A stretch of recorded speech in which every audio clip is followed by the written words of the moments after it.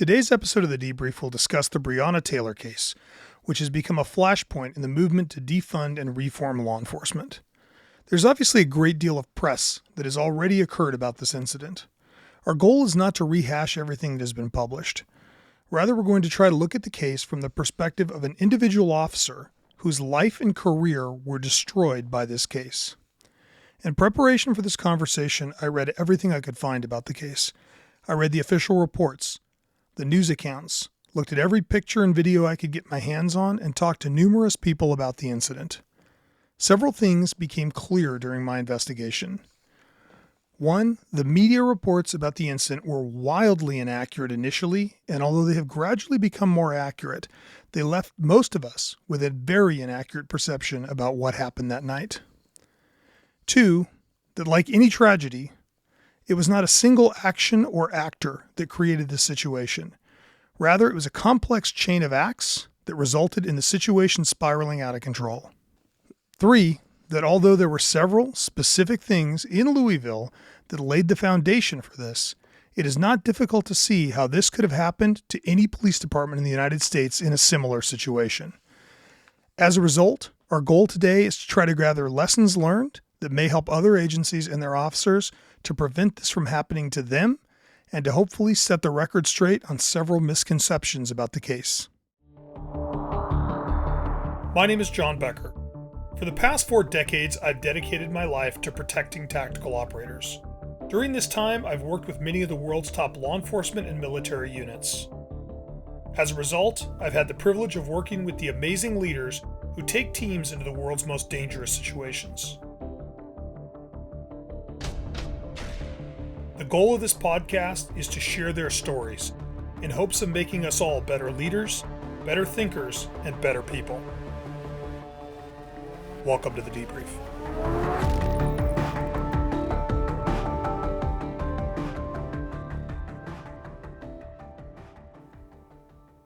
My guest today is John Mattingly. John is a retired sergeant from the Louisville Police Department who led the search warrant service at the home of Breonna Taylor on March 13, 2020, and was shot in the leg by her boyfriend Kenneth Walker before returning fire with another officer, resulting in the death of Ms. Taylor. This event, of course, became a huge catalyst for protests, riots, lawsuits, death threats against the officers, and tragically, the shooting of 2 more officers while responding to the multi-day civil unrest that followed.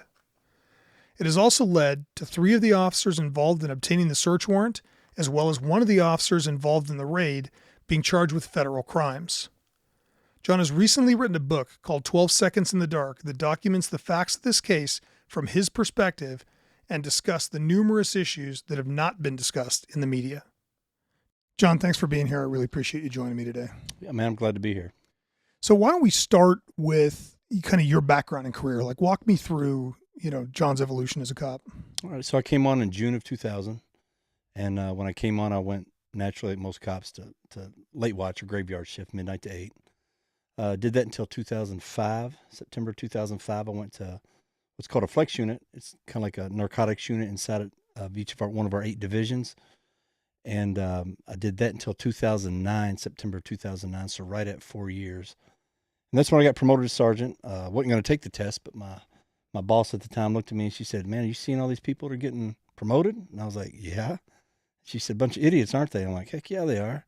She said, "Do you want to work for them or do you want to work with them?" I went, "Good point. I guess I'll take the test." So I took it. I got promoted on September 11th of 2009 and went back to late watch for a year.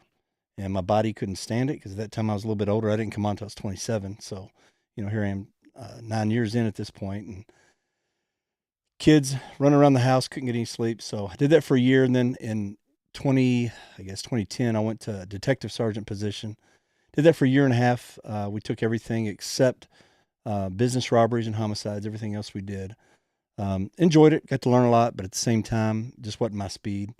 I missed the adrenaline, missed the jump out on people, all that. So I went back to the flex unit as a sergeant. That only lasted about 6 months, and the crime in Louisville just kept going up and up and up. And so they put together a violent crime unit called Viper. And the guy who was starting that unit called me and said, "Hey, will you come be one of my sergeants?" And I liked the guy, but I didn't want to work for him. one of those guys. Yeah. Super smart, but always let you know how smart he was, all that stuff. Yeah. Great cop. But I was like, no, I'm good. He cussed me out, hung up the phone. Had some of the guys that were going to go to that unit that he'd kind of handpicked, kind of work on me. So a couple weeks later, he called me back. I said, okay, fine, I'll do it. So went to do that. And from 2012 to the end of 2015, I did that.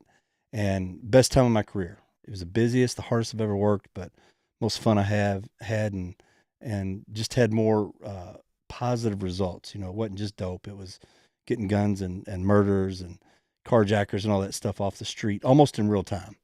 Because the guys that worked for me they're much better detective than I ever was. And they knew how to round people up on social media. And within hours of shootings and homicides, we were grabbing these guys up. And so it was a good time.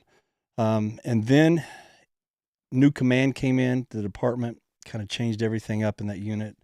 Wasn't what it was before, turned into some kind of PR thing for the city. I said, this ain't me, I'm out.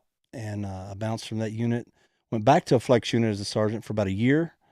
And then I went to our major narcotics unit in 2017 and was there until the time of the incident in 2020. So over the course of your career, how many, you worked narcotics for quite a few years. How many warrants do you think you served? Oh, around 2,000. Yep. Yeah. So, this is an active narco unit that's doing a lot of warrants. Yeah. There were days we were doing 3 and 4 warrants. We would just piggyback one off the other onto the next and work, 14, 16 hours. So very busy, very proactive, good time. Yeah. Yeah. So let's talk about the incident. First, let's start with the warrant. Why did Louisville PD seek a warrant for Breonna Taylor's apartment? All right. Well, a new unit had been formed in January of 2020. It was called the Place-Based Investigation. It was from a pilot program out of Cincinnati that specifically targeted individuals within the city. Like you would take somebody who had a bunch of complaints or was a repeat offender who was a nuisance, and they would pinpoint that person, and that was going to be their only target until they wrapped up a good case on them and prosecuted. Then they would move to the next. Unlike most units that have, 10, 12 things going at one time. They were the entire unit was going to focus on these one problems and just kind of knock them off one by one. Were those problems people-based, or it's place-based would imply its location? Right. Mainly community-based. Now, come to find out, we think it was the mayor's way of gentrifying this community, because on Elliott Avenue, which is where the main target and where the 2 of the warrants were served that night, there were 2 residences left on this street that the city had not retained control over. So were they like eminent domaining the houses? Well, no, they were going in. Some of them eminent domain, but a lot of them they were using where you would go in, and if you had more than 3 citations on that location within 6 months, the city could actually come in and take your property, or at least they could shut it down until you went through court. They had bought most of the properties for about $1 a piece was what they were doing from these people. So they basically were strong arming them, because it was in a lower income community. And so you had a lot of poor people. So these houses were 95% rental houses. So you had these landlords just renting to people, and the city would come in and go, oh, you had these violations, whether it be the gutters down, dope sold from the house, all these different things they could use to obtain these properties. Well, come to find out in 2018 or 2017, the city had drawings already written up and done for this area where they were going to put in a fountain and new buildings and a walking area and all this stuff. All the standard gentrified right. Yoga shop. Yeah, exactly. Place that sells fancy ice cream. Yeah, and totally changed this part of the community. It was the goal. But they couldn't get rid of these 2 houses. They were a pain in their side. And I've actually got a map that was given to me by somebody from the inside that showed all the X'd out houses they had and the 2 they needed. And it was the 2 that they happened to be doing these warrants on. Interesting. Yeah, very, very big coincidence. So the main target, Jamarcus Glover, he's a guy from Mississippi, had several felonies down there. At the time of this warrant, he had 5 or 6 open pending felony cases in Jefferson County, which is Louisville, all for drugs and guns. So he's a repeat offender, kept letting him out. Well, in January of 2020, he got locked up. Some buddies of mine from another unit had done a warrant on the same house on Elliott. Got Jamarcus Glover. I think it was 7 guns. 4 of them were rifles, 3 pistols, some heroin, cocaine, different things like that. Breonna Taylor bailed him out of jail, and she used her address as his, when they pulled all the records for Jamarcus Glover, everything came back to Breonna's house. His car was registered there. His phone was registered there. His bank account was at her house. She bailed him out and used that address as his. So everything pointed to Breonna Taylor's apartment. As maybe where he's living, or at least, Right. adjacent to him, so to speak. Correct. And during the course of this 3-month investigation, they have videos of him going in empty-handed, coming out with packages, going straight to the trap house on Elliott from her house on Springfield. They had pole cams up on Elliott. They had trackers on his car, pings on his phone. So they knew that occasionally he was going to Breonna Taylor's house and then leaving. There's a couple of times she actually drove him down to the trap house, and they have her on video down there. So that tied her to them. The whole purpose of going to her apartment that night wasn't for Jamarcus Glover, like everybody says on the news. They knew where he was.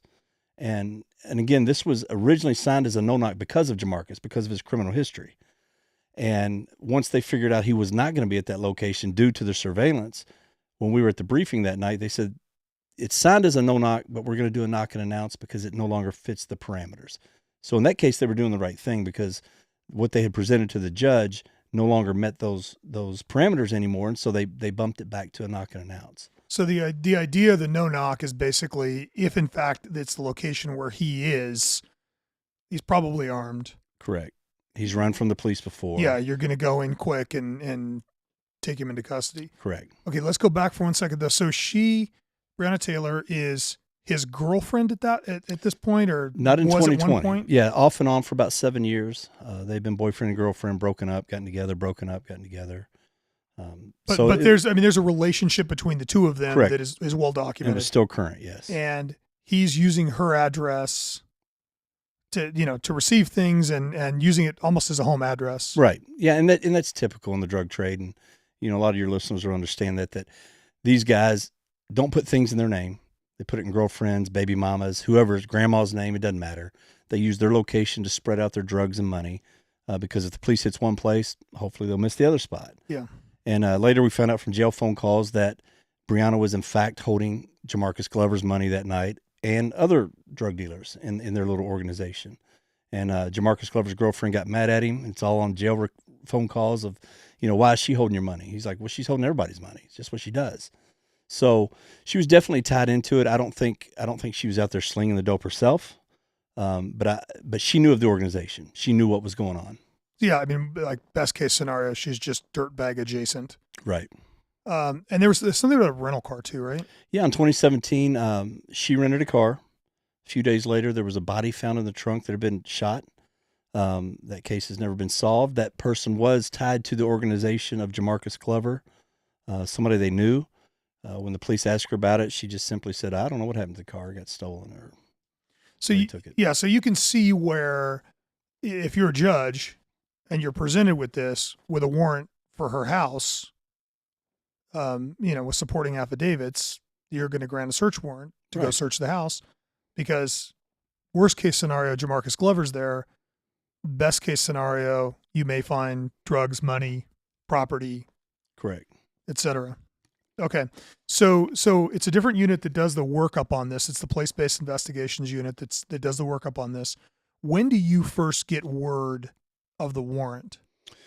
So this is kind of the tricky part. So in January, when they first began this case, at this point, I'd moved from our major case division over to our parcel interdiction unit, where we took packages from UPS, FedEx. The lead detective came to me and said, hey, can you look up this address, 3003 Springfield, number 4, and see if Jamarcus Glover has any packages coming there?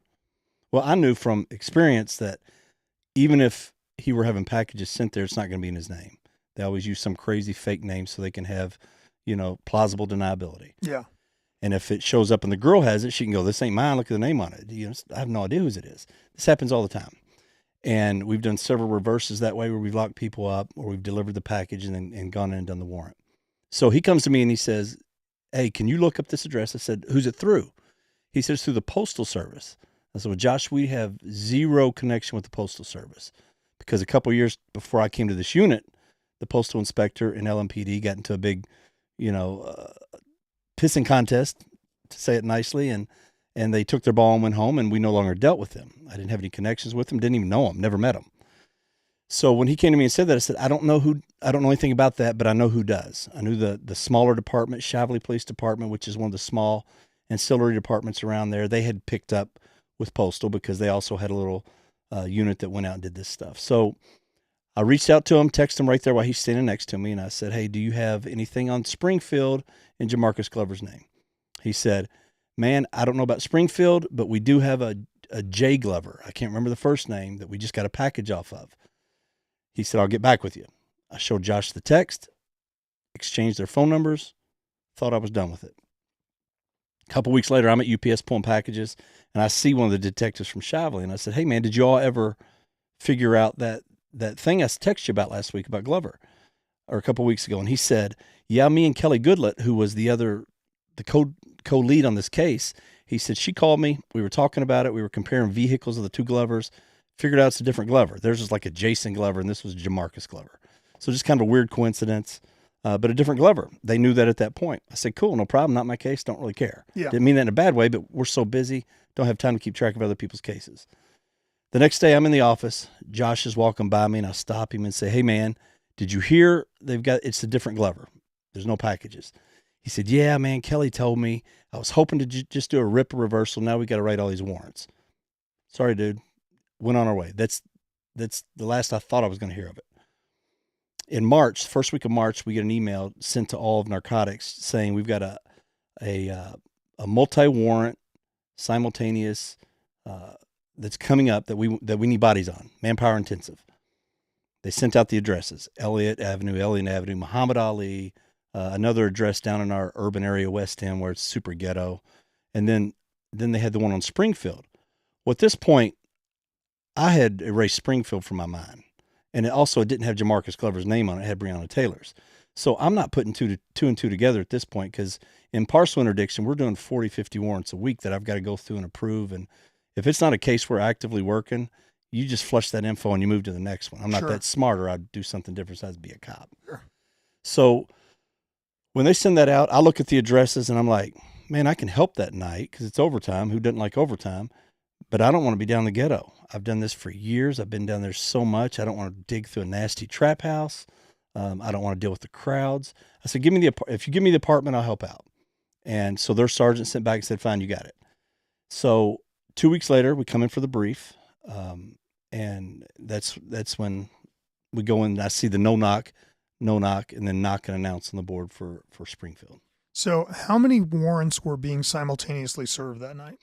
They had 5 signed. They were going to do 3 at the same time, as long as they had him in custody, and then go to the next 2, because one was, I think, mom's house, and one, or girlfriend's house, and then the actual baby mama's house. So, and this is arrest warrants and search warrants? No, simple search warrants. Simple search. Yeah. Okay. So the 3 locations that they decide they're going to hit, 2 of them are on Elliott Avenue. And the other one is Breonna Taylor's apartment. Correct. Okay. So you get tasked with Taylor's apartment. Yes. So your warrant is a no-knock warrant. Signed that way, yes. Signed as a no-knock, Mm-hmm. which was done so that if Jamarcus Glover was there, you had the capability to go in and execute it no-knock. Correct. But at the point that you get handed the warrant, they've already determined that he's on Elliott. Right. And that's where his phone is pinging, and like, everything's pointing to that's where he is. Right. And the phrase they used, and I specifically remember this, was, we're going after this house for documents and money. Possible dope. We don't think there's any there, but possible. They said, she's a heavyset black female. Give her extra time to come to the door. Because generally, on a knock and announce, you're 10 seconds at the door, then you're going through. So they asked us to give her extra time, initially to keep the neighbors out of it, because they were hoping she'd jump on the team, and, because she wasn't the target. They were going after documents to tie Glover into this different organization where he had about 5 guys working for him. Yeah, the target of the investigation is Jamarcus Glover. Correct. She's just an acquaintance. She's a peripheral. Yeah. Okay, so then you get the warrant. They decide it's not going to be a no-knock. Who's serving the other 2 warrants? SWAT serving both of those. Okay, so you have SWAT hitting 2 locations simultaneously, and you guys are doing the 3rd location. Correct. We were on SWAT frequency, so when they said we're unmounting here and heading in, that's when we were moving in. Got it. simultaneous just to provide element of surprise and make sure somebody doesn't make a phone call and Right. evidence gets destroyed and all Yeah. that. But your primary objective is simply evidence against Jamarcus. Yeah, the goal was Glover. not even to lock her up. That was never relayed to us. That was never, hey, we're getting her, she's going downtown, that's it. It was simply get in there, let's find some evidence against Jamarcus, then we can tie her in and maybe get her to flip. Got it. Okay, so talk to me about the team you are assigned to execute this warrant. There were 7 of us. I know all the guys, obviously, because they work in some facet in narcotics. One of the guys actually worked for me in parcel interdiction, so I'd served, and he was with me in Viper. So we had served multiple warrants over the years together. There was another guy that used to work with me, but he was in the highway interdiction. We served some warrants together, not a lot. And then I had a guy from a street platoon that I didn't serve many warrants with. I had occasionally, here and there, because we were always plugging in bodies when you needed them. I had a guy from the place-based unit that I'm not sure I've ever served a warrant with him, maybe one, but I'm not even sure on that. Then we had a lieutenant who, generally just doesn't come out for warrants, but with bodies needed, we had a lieutenant on scene. So 7 guys, 6 different units. As a unit, these guys had never worked together. Correct. Like you worked with a couple of guys and a couple of guys in the unit might have worked with each other, but as a unit, this is the first time you are together. Right. This isn't a team that normally went out and hit doors. Got it. And like, what's the experience level in this 7 guys? You've got a couple thousand warrants. You've been working a long time in narcotics. Is it a real wide variance in skill set? It depends on how you put that. There's guys that had many years on, and even some of them in narcotics, but they hadn't done a lot of dynamic entry warrants. So you still had, I think, between the 7 of us, there was probably about 140 years of experience out there, but in different areas. Like one guy had been a beat guy his first 21 years, and he'd only been in a specialty unit for a year and a half. Only done, 1 or 2 warrants that I know of. So you had some guys that were pretty fresh to this, not fresh to being police officers, but fresh to being in this type of unit. And then other guys that had been in these units, but again, just hadn't worked together. Yeah, they had the experience, but they just hadn't played on the same team, so Right. to speak. So in narcotics, at this point in Louisville PD, and I suspect that this has changed now, but I hope it has. When you come into an ARC unit, what kind of training are you getting? This has been a complaint for years. I don't care if you're going to homicide, narcotics, division detective. There's not a lot of, you go to the old guys like it used to. When I first came on, the department was so old or filled with older guys, middle guys, and young guys that you had all that experience to lean on. And even if you weren't leaning on them, if you did something wrong, they were reaching out to you, smacking you upside the head, telling you what you're doing wrong.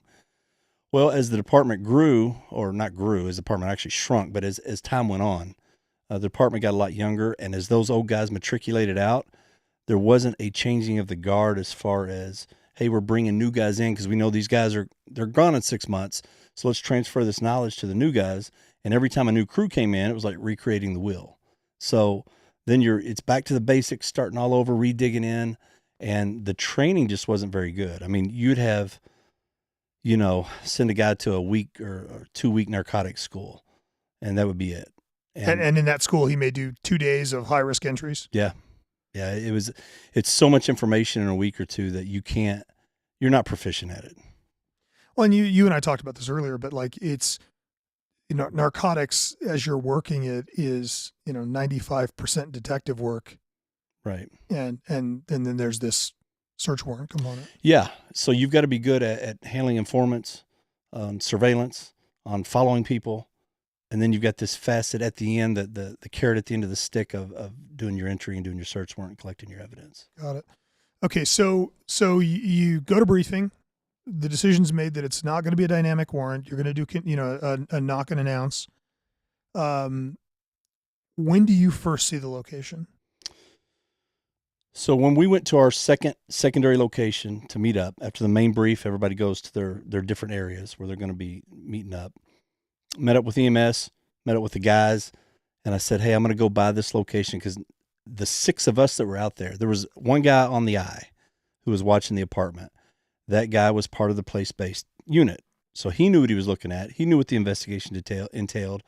But us 6 over here knew nothing about it. And he's not leading the warrant. You're leading the warrant. I'm leading the warrant. He's simply the eye on it to tell us what's coming and going. He knows what they look like in case they come in or out. So I'm like, man, I've got to go by and see this. We don't have a true VO or verification officer, so I've got to at least go by and know what I'm going to. I don't want to hit the wrong door. You don't want to do something stupid. So I go by and I'm on the phone with him, and he directs me into the location of where it's at. So at least I got a vision of it. And these are 8-plex apartments. They're actually 16-plex, but they're split in 2. And you've got 4 units on the bottom, 4 units on the top. If you're looking directly at the apartment, it's a breezeway inset with a metal staircase on the right. You've got 2 doors on the back wall, and then a door on the right and a door on the left that are kind of looking at each other. So all 4 apartments on the bottom open into the same common breezeway area. Correct. And 2 doors are facing you as you're walking up, and 2 doors are on the sides. Right. And her door was the one on the right as you're walking up underneath the staircase. Okay, so you have to go around the staircase. Well, it's kind of offset to the right, so the middle of the walkway kind of leads you to the left of it. So you don't really have to go around it. You're walking right by it. Yeah, you walk right past it. But when you go to her door, it's kind of overhanging right, and it's overhung by the staircase. Right. Got it. Okay, so you go drive by and have a look at it. And to go back, are you given any maps of the location, any floor plans, any data in your briefing? No, it was pretty generic.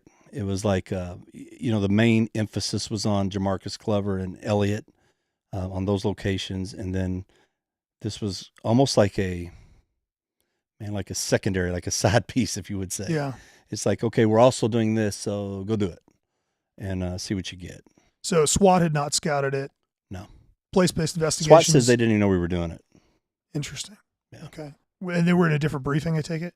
Yes. So SWAT briefs at their office. We briefed at the other because they've got, 35 guys. They were using 40 guys. We had 40 on our end. And there's conflicting reports. The guys in the unit say, no, when we went with SWAT a couple weeks earlier to start this ball rolling, we told them about the location, told them what was going on. Apparently that wasn't relayed to their commanders. So they're saying it wasn't told. So it was miscommunication from the start that kind of started this snowball. And as we talk, you'll see it was mistake after mistake. Yeah, well, and it's one of the things I said in the intro is like, the problem with all these kinds of things is it's never one big blunder. Right. Right. It's a chain of events of sometimes seemingly inconsequential decisions, and sometimes, people taking bad action, sometimes people doing what they think is the right thing. But all of those little things add up to lay the groundwork. Right. That's why I want to kind of, as we're walking through this, I want to talk through like, okay, well, what about this? What about this? So you look at the location, drive by, figure out where the apartment is. The guy on the eye from the place investigations, I'm assuming, is telling you like that, that's the apartment. Yeah. There was a heating and cooling air van right in front of the breezeway. He said, when you get to that van, it's right there to the right, bottom door on the right. So when I got there, I tapped my brakes. He said, that's it. So at least I knew what it looked like where we were going to. Got it. Is the apartment marked? Like, is there like an apartment number on it 4. or anything like that? Yeah. Okay. And did you notice anything else when you did your drive-by? I noticed that's the first time I noticed the bedroom light or the bedroom TV. You could see it flickering through her shades. So as you're looking at the front of the building, her apartment is on the front of the building. Correct. And to the right of the breezeway. To the right of the breezeway. And you're looking at the outside of the building. What do you see as far as windows and doors and stuff? So if we start at the breezeway, to the right of it, there's a sliding glass door. Okay. And there's a little small wooden type fence blocking that off or going around it. It's like a little courtyard or a little garden kind of area. Yeah, a little bitty area. Yeah. And to the right of that is the secondary bedroom window. And then to the right of that is the main bedroom where the TV was on. Do you know that? Or do you know that now? I know it now. When I saw the TV flickering, and most apartments are laid out fairly similar. Sure. So in my mind, I kind of put 2 and 2 together and thought, well, that's probably the master bedroom where they're watching TV. Got it. Or where she is. Because we were told no kids, no dogs, no boyfriends. That's the intel we had, just her. Yeah, and you and I joked about that earlier. Yeah. No house ever has kids, dogs, or guns. Yeah. But they all seem to have kids, dogs, and guns. So to go back to the apartment, if you're looking at the front, you've got the secondary bedroom, primary bedroom, little courtyard kind of gardening area with sliding glass doors, just big windows, like sliding windows or like normal windows on the two bedrooms. Yeah, they're normal windows, just the kind of go up. Got it. And those are covered with blinds, if I remember correctly. Yes. So you can't see in. You But can just see that the TV's right. on. Yeah, you knew the TV was on. You could see it flickering through the shades. Got it. Okay. So then just to get one more detail about the layout of the apartment, when the front door opens to the apartment, you're looking straight down a hallway, if I remember correctly. Correct. Yeah, about 30 feet down a hallway, you've got if you're looking through the door, the living room is on the right, the kitchenette is on the left. There's like a small dining room that leads into a small kitchen. Okay. Then there's a hallway right down the middle, a bathroom to the left, and then an inset to the right. In that inset are the opening to both bedroom doors. So the hallway's only about 3 feet wide, very narrow. And then at that first bedroom, the wall actually cuts inside. So it can give you concealment, but not cover. Got it. If that makes sense. But the two bedrooms are opening off of a common alcove. Like it's a wall until it dents in, and the two bedrooms both open off that common Correct. space. Yes. Okay. So when you're looking down the hallway of the apartment, we're standing at the front door. We look all the way down the hallway to the right and back is where her bedroom is. Correct. Okay. All right. So then you do your scout. You have a quick look. Go back, stage. Then what happens? SWAT calls and says they're en route. And then as they get close, we line our cars up. We start down. And as we're pulling into the parking lot and circling around to unmount from our vehicles, I see a white Toyota Sequoia parked right behind the van, but it's not parallel to it, it's perpendicular. So it wasn't in a parking space. It's like somebody pulled up and jumped out. And in my mind, I'm thinking, why don't I know this? Where was the eye on this? Did he fall asleep? Did he just miss it? Did he see where they went and it was across the street, inconsequential? I don't know. We weren't told. So I was a little upset, a little ticked off about it. And I'll be honest, I was a little, not complacent, but when you do so many of these, it's kind of procedure. You're just going through the motions. But when I saw that, the radar went up a little bit because I'm like, man, I don't know is this a threat? That could be Jamarcus Glover for all you know. Yeah, where did they go? What apartment they go into? Because they're parked right in front of ours. So as I tell the guys, I'm going to pull up to it and get out. They stayed back. They unmounted back, did the normal approach from, 20, 30 feet back, whatever it was. I pulled up behind the car that was concealed by the van. My car was. I get out. I look through the car. I remember seeing a pink baby seat in the back and a bunch of trash, but nobody was in the vehicle. I circle around the front. I make my way through the breezeway. They come up behind me. I'm underneath the staircase at this point, and we're all in a stack as best we can. It's a very small area, so I've got one guy behind me, and then we're kind of split. I'm to the left of the door because the door swung from right to left as it opened up. So from the living room toward the kitchen. So the door swings in to the left side. Right. Doorknob's on the right-hand side as Correct. you approach it. And I'm on the left, and then we got the breacher on the right. And it was so small, the rest of the guys were on the right, kind of wrapped around the staircase. Got it. Okay, and just this will probably become relevant in a second, but the car that's parked in front, I'm assuming that's the guy that's in the apartment upstairs picking up his kid? Yes. Okay, so we've got a guy who is pulled up and is going to pick up his daughter. His daughter? I think it was a daughter, yeah. It's a baby. The baby at the apartment up above. Directly above Breonna Taylor. Yeah, like right above where you are. Correct. Which will come into play in a second here. Yeah. Okay. All right, so you're staged at the door. What happens next? So the initial thought was, let's just knock normal, like we're delivering a pizza or something, see if she can come to the door because they didn't want the neighbors involved. We'll do this discreetly. We'll get inside the apartment. We'll do our thing and we'll get out. And you're in a neighborhood where the police hitting a house is going to be like neighborhood entertainment, I'm assuming. Yeah. Everybody's going to come out and have a look. Yes, but it's not as common as the area they're in down on Elliott. Okay. So this wasn't a predominantly black community. This wasn't a predominantly poor community. It was kind of kind of middle of the road. Wasn't middle class. It was And a little bit lower middle class, yeah. working families. Right. Yeah. And you had a mix of Hispanic, black, white, all kind of interlaced in here. So the idea that, the police were there isn't abnormal, but it's not as frequent as they're going to see down on Elliott. Got it. Okay, so you decide you're going to knock, see what happens. So we knocked a couple times. I knocked a couple times. Got no response. So at that point, I did the open hand police knock, loud, boom, boom, boom, boom, police search warrant, come to the door. After the first knock, all of a sudden I hear my lieutenant and Detective Hankinson address somebody, tell them to get back in the apartment. Well, I can't see what's above me because there's a concrete landing and I'm right below it. But I know they're addressing somebody because I glance out of the corner of my eye, my peripheral, and I see them engaging someone up top. This goes on. I just ignore it in the beginning as they're conversing back and forth. This guy's arguing with them for whatever reason. He didn't want to go back inside. And so I knock a second time. Well, they're still going at it. And this has probably been 10 seconds at this point, which seems an eternity when you're at a door. Yeah. And so I simply said, Brett, let it go, relax. And that wasn't anything on Brett. That was just simply saying, that was just the terminology that came out of my mouth, relax. Yeah. Because I needed focus on the door and away from that, because that was distracting people. Yeah. And so the guy went back in the apartment. We focused back on the door, continued knocking, about 6 cadences total of knock and announce. On the one right before the last one, the breacher, Nobles, said, hold on, I think I heard something inside. So I stopped, listened for a second, didn't hear anything, yelled again, police search warrant. Didn't hear anything, knocked one more time, yelled police search warrant, looked back at my lieutenant, and he gave the nod to go ahead. And at this time, we've been at the door at least a minute, probably 45 seconds, but probably about a minute. Well, long enough for them to, get out of bed, get dressed, and be in the hallway. Right, with a gun. With a gun. Yeah, that's about to come into play here. So, okay, then what do you do?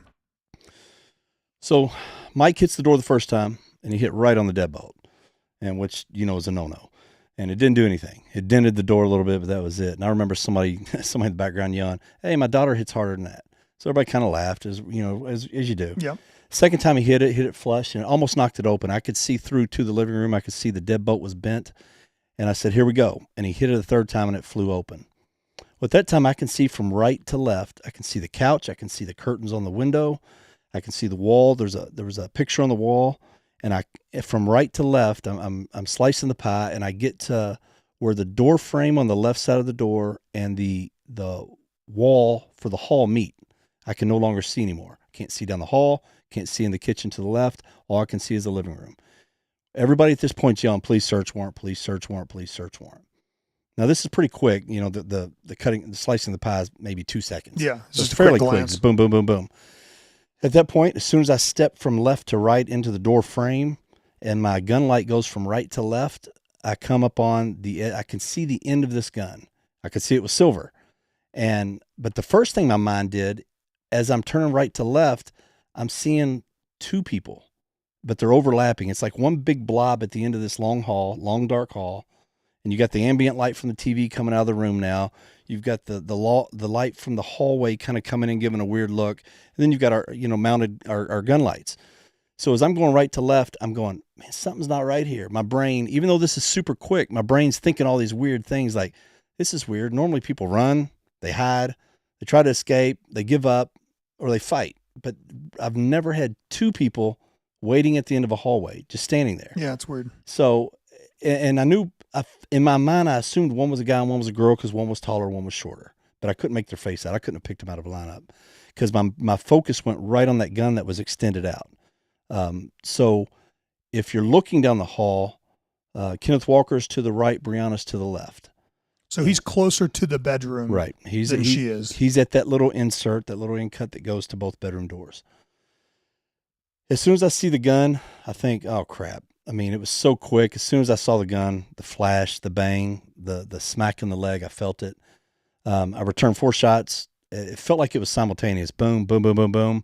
But evidently there was enough of a gap in there for him to dive out of the way in this doorway. And when that happened, I went behind the door frame and I came back out and shot where I thought he dove into. And what we didn't know at the time and we know now looking at the pictures, was Breonna Taylor tried to follow him into that door. And her feet, where she was on the left side of the hall, if you're looking down the hall, her feet ended up on the right, actually past the threshold of where he ran into that little indention. And then she fell back against the wall. So after I got shot, I felt my leg. After I got out of the way, I said, man, I've been hit. And I knew it was bad because, on the street, I've seen hundreds of people shot. And if it's just a through and through leg wound, there's a little blood, but it's not catastrophic. It's not a lot. And as soon as I put my hand out on my leg, my palm was just soaked. And I thought, oh man, this hit my femoral artery. So I yelled that out, man, I've been hitting my femoral. And at that time I go down and Miles kind of steps over me and a little bit on me, and he's returning fire down the hallway. And all this again is so quick, man. We explain it, but unless you're there, the speed at which these things go is just tremendous. Oh, it's 12 seconds, right? Yeah. From the time that door opened and he shot till it was complete silence was 12 seconds. And that's with four different people firing, people moving, all this stuff happening. So as I go down, Miles steps up and shoots. I kind of zone out for just a half a second. And then I come to him like, I can't sit here. I'm going to get shot with crossfire. So I get up and I hobble out and I go behind Miles as he's firing. I go to the curb, and as I'm stepping off the curb, I forget about my leg and I step down and I fall between the cars. Well, simultaneously, Miles is done shooting, and there's like maybe a half second, 3/4 of a second, real quick break. And then I hear gunfire again, but it sounds different because it's no longer in this inset, down here where all the metal alcove you're not getting the echo, you're not getting all that stuff. There was a different sound, and it was multiple gunshots. Boom, boom, boom, boom, boom, boom, boom, boom. I mean, just quick. And I thought in my mind, holy crap, they are still shooting at each other. Even though it's quick, that seemed like a lot of shots. And come to find out that was Brett moving to a secondary location, thinking we were getting assassinated at the doorway. And, he's firing through the windows, trying to get them to stop shooting. So I instantly said, man, I need a tourniquet. My lieutenant comes over, drags me back behind the Sequoia. And he didn't have a tourniquet on him. It's a lieutenant, lucky they have guns on them. So he pulled his belt off. He tried to put it on. Mike Nobles, the guy that was the breacher, had come out at this point because when I came out, he was kind of stuck behind between the stairway and the shots being fired. So he couldn't exit. He was kind of stuck up against the wall. So at this point, he had arrived about the same time I got pulled out, and they stuck that leather belt on me and pulled it, and it wasn't working. He was stepping on my leg, pulling, but the blood was just slipping off the leather. So that's a myth, guys. Don't try that. It does not work. You need a windlass. Yes. For a tourniquet to work. Yes. And so right at that time, Tony James comes around the corner and he has a tourniquet in his hand. The lieutenant takes it, puts it on, and, thank God at least he paid attention in tourniquet class because that saved my life. Yeah, because it hit your femoral artery. Yeah, ripped through it. Yeah, so you end up having to have an entire section of... About a 5.5 hour surgery that took, I think, about 6 inches of the artery out, took a vein out of my leg, replaced it with that, and I don't know what they call it, not fusing, they call it something, grafting. Yeah. Grafted the vein in. Okay, so at this point, Breonna Taylor's in the hallway. She's been shot 6 times, if I remember correctly, 5 or 6 times? It was 5. They think the 5th one ricocheted off something and came out a different hole. So okay. they said probably 5, but they counted 6 since there was an extra hole. Okay. And they didn't have an entry. Do we know of those 5 rounds, some of them were yours? One was mine, I think a leg, I think it was a leg. Okay. And the rest were Miles, and they think his was the one that pierced her heart and killed her. Okay. So Kenneth Walker dives back into the bedroom. He fires a total of 1 shot. That's it. And if I remember correctly, obviously one of the inaccuracies in the reporting that has bothered me since I dug into this and read all the files is, you hear it described as, that he fired a warning shot. Yeah. Which I mean, shooting you in the thigh is a pretty strenuous warning, but I guess you could qualify it if you really stretched it. Yeah. He said he shot at the ground. His aim is very bad then because he hit you very effectively in the thigh. Yes. Yeah. So he fires the shot and retreats into the bedroom. She's in the hallway, mortally wounded. Attempts to follow, catches the rounds. Yeah. So, she probably steps into the rounds as you guys are engaging him. At least the first one probably, and took her down Yeah. if it was a leg shot. Yeah. Yeah. So then you have Brett Hankerson goes to the side. He fires 10 rounds through 2 different sets of windows. It ended up being 3 total. Well, 2 sets of windows and the sliding door. Okay, so he starts at the sliding door and is basically putting rounds As into each of the rooms. he's moving down the building. Got it. Which is currently the subject of a federal indictment for wanton reckless endangerment, right? And civil rights violation, which, if convicted, is a life sentence. So the wanton reckless endangerment that underlies that is that he was not presented with a target, but was simply firing through blinded windows. Correct. Okay. And I mean, I think that, obviously that one's going to play out, in federal court. And yeah, the only positive hope that he has, I think, is that it already went through state court, basically the same charges, but on state level, and he was acquitted. And in Jefferson County, I thought there was no way, because we're a super liberal city, and the amount of coverage with the protests and everything that happened in the city was it was nonstop for months and months and months, every day, every newscast. So everybody in the city knew about it. So it's hard to get an impartial jury on that. But thankfully, once they heard the evidence in court, they were within 2 hours acquitted him.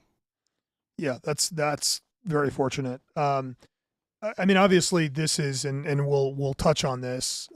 This ends up being the biggest case probably in the world for an extended period of time, because it becomes a cause celeb that literally LeBron James and there's a long litany of people that felt the need to comment on it. And I think that, the accuracy, like I would encourage our listeners to go look at the official report. Look at, all the photographs are online. Right. The information is literally out there. You can read everything. You can read the statements. The New York Times did a kind of real-time reenactment that shows, positions. And I think that for a listener to this podcast, it's a good idea to go watch that, because if nothing else, it visualizes it for you. It's not, from what I'm seeing and what we've talked about, totally accurate. Right. But it's close. Right. All the facts leading up to, and some of it's wrong, but the actual depiction of where the placement was of the bullets and everything's accurate. And so just to go back to the door, so there's, your left side of the door, got a guy to your right side, which is Miles. No, well, the guy to the right was the ram. The ram. The breacher. What was his name? Mike. Mike. As soon as he hit, he naturally backed out. So he breaches, and then Miles steps up next to you? No, he came up over my right shoulder. He was also on the right side, and he kind of, how you kind of zipper in. Sure. So as I turned left, he kind of was coming right, and he saw the flash, and Brett happened to be over his shoulder, eager to get up there, trying to get their way in, and he saw the flash too. And when he did, that's when Brett realized, I can't get in the doorway. I knew John was shot, but I can't get in the doorway because Miles is there, so I'm going around the front. So he peels off. Yeah. Okay, so you get hit, turn, run basically in between 2 cars where you fall. Right. Miles continues to engage, and Brett runs around to the side and engages through the blinds. Then at some point the shooting stops. Right. Then what happens? So while they're working on me, I hear them yelling inside and on the radio and different things. I even remember at one point Brett getting on the radio saying they've got a long rifle, and I'm on my back and they're doing the tourniquet. And I remember yelling at him, going, "No, it wasn't a rifle. It was a silver handgun." Because my mind, I just focused on it. There could have been a rifle there too, but I never even made it to Breonna Taylor. Once I hit that gun, I stopped. Yeah. Because everything just happened. Yeah, because, he shot you. Right. And so... which has a way of making you pay attention. Yeah. It got my attention real quick. Yeah. So while they're doing all that, Kenneth Walker is inside. He doesn't call 911. You see on the news all this, oh man, when he heard somebody banging his door, he called 911, and you hear him, somebody shot my girlfriend, all that. He didn't make that call until 6 minutes after the shooting. He called his mom first, then there was a gap, then he called 911, and then he called Breonna Taylor's mom. He didn't come out of the apartment for almost 17 minutes, even though he knew the police were out there. just refused to come out for whatever reason, scared, whatever you want to label it. Yeah, I mean, at that point, it's probably reasonable for him to be afraid. He just shot a police officer. Right. So the only fact that throws all that into maybe a contentious point for those that said he didn't know it was the police, and for what he said on that recorded call to 911, is the fact we know he called his mom first. And then we also had a courtesy officer that lived in that apartment that went to middle school and high school with Kenneth, knows Kenneth's mom. And when he heard the shots, he turned his radio on, heard an officer was down, put his uniform on, and came down to the scene. By the time he got down there, Kenneth Walker's mom had shown up because he had called her. And she came up to this guy she knew, naturally, and said, I don't know what's going on. Kenny called me and said, they're at the door. I said, who's at the door, baby? He said, it's the police. I got to go, and hung up. So we don't know if that call was made prior to the incident or if that was the first call made after. But he was on the phone with her for like 2.5 minutes. So we know that wasn't, if that was the second call made or the call after the shooting, that wasn't the extent of the conversation. So there was a third phone on scene that we don't have access to. The FBI has, for whatever reason, they won't give us to us. But it was on the bed. It was on the side of the bed on the table. And we don't know if that original call when we were banging at the door was made from there or if he told his mom that after the shooting. Not really sure. Got it. But he, obviously after the fact, these things have a way of taking on kind of their own explanations. But best case scenario from Kenneth Walker's standpoint, he doesn't know it's the police. Mm-hmm. And thinks that somebody is breaking down the door, which could be her ex-boyfriend, could be whoever. Yeah. I mean, evidently a couple months prior to this, him and the ex-boyfriend had come to the apartment asking if he was there. I guess he knew he was seeing him as well, and she was kind of seeing both guys, and so it was kind of a mess in that area. And Kenneth Walker wasn't the saint that the news paints him out to be. When they downloaded his phone, he's selling pills and weed and holding up all these different guns, which guns by themselves aren't illegal, but if you're selling drugs, you can't have a gun. But he's legally carrying, right? Right. Even though before open carry was legal in Kentucky, you had to have a CCDW to have a gun concealed. He was caught with one. They charged him. It was lowered to some misdemeanor in court, and so that charge never stuck on his record, even though he had been caught with one illegally prior to this. Got it. But he has a CCW. He did at the time. Not that it matters because he's in an apartment and could legally possess a gun in an apartment. Okay. So then it's one of the things that is troubling when you watch the video is like you guys had EMS staged with you, but it doesn't seem like they were with you because you were down on the ground. Yeah, for a long time. We still don't know what happened there. When I first pulled up to EMS, I pulled up and I looked up and two very young EMS workers. And I thought, oh crap, man. My kid, I mean, they look as young as my kids. And the driver was a black guy. The passenger was a white guy. The driver, when I pulled up, had headphones on. I honked my horn. They didn't hear me. I got my light out, shined it.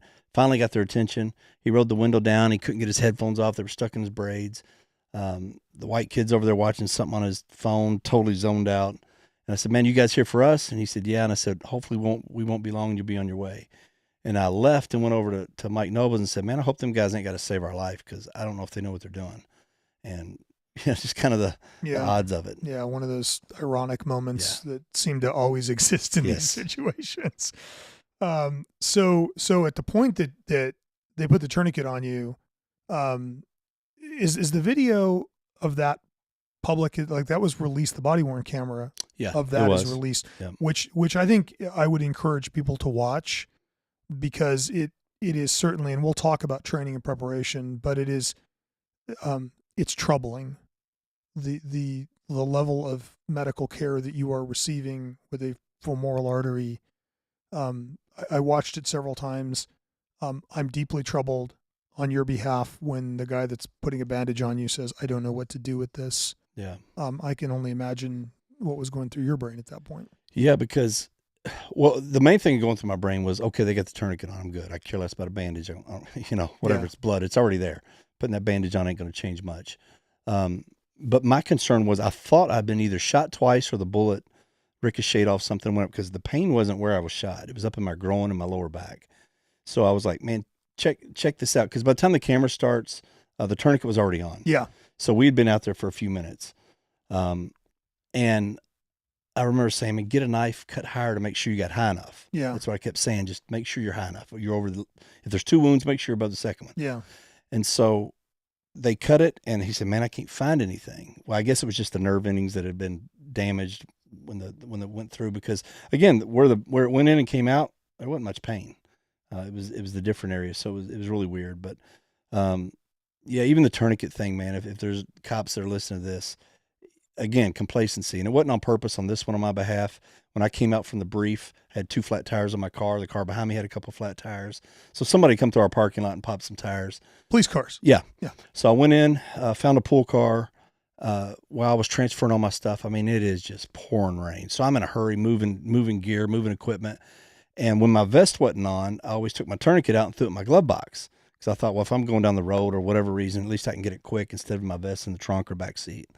Well, when I moved stuff, I totally forgot to get my tourniquet. I was in a hurry and just messed up. So I couldn't have saved my own life if somebody else didn't have a tourniquet. Which I'd fortunately somebody did. Yeah. Otherwise we wouldn't be having this conversation.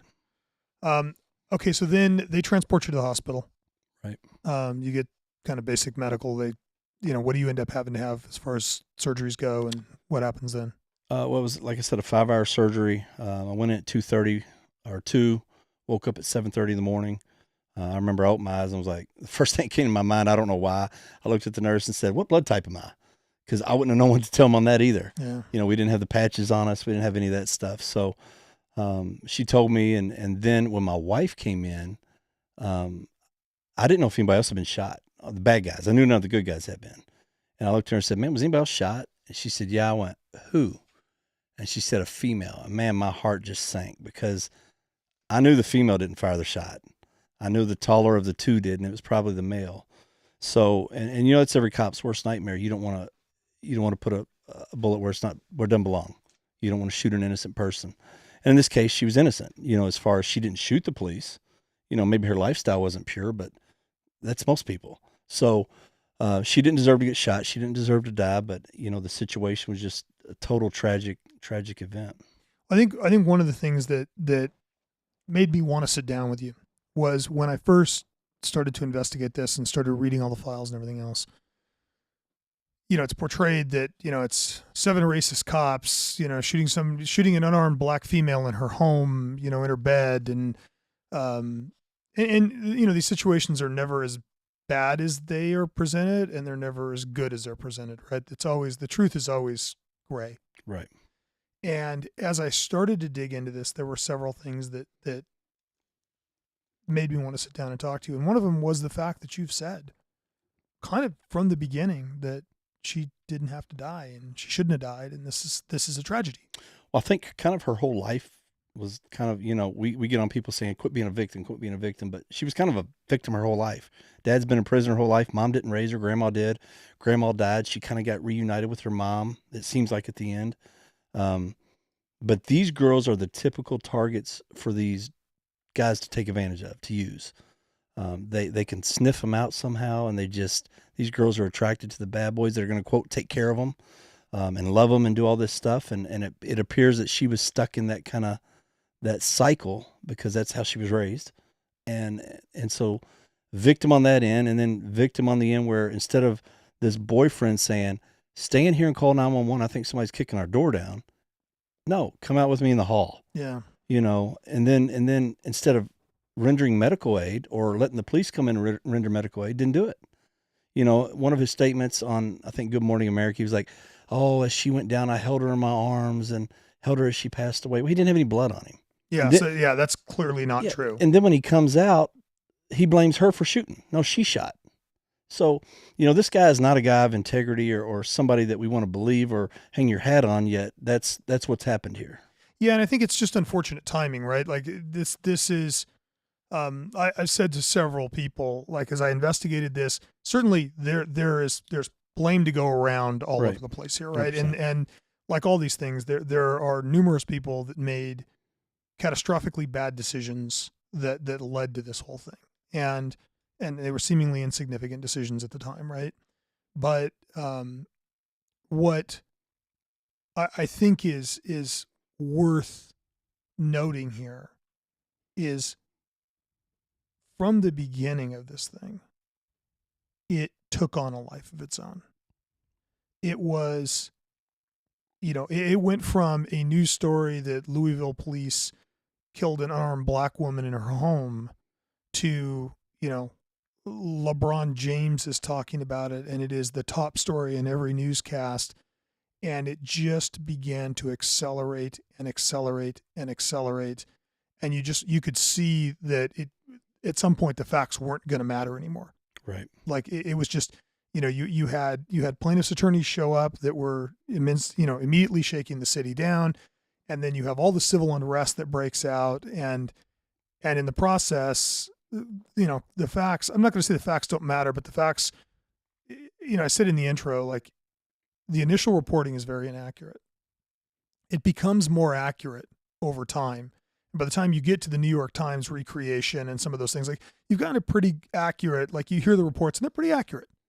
The problem is that the initial story is what sticks. Right. And the initial story is, 7 racist white cops shoot a poor unarmed black woman. Yeah. The big tragedy in this was that a lot of the unrest could have been avoided, I think. Yeah. Had the truth just been put out.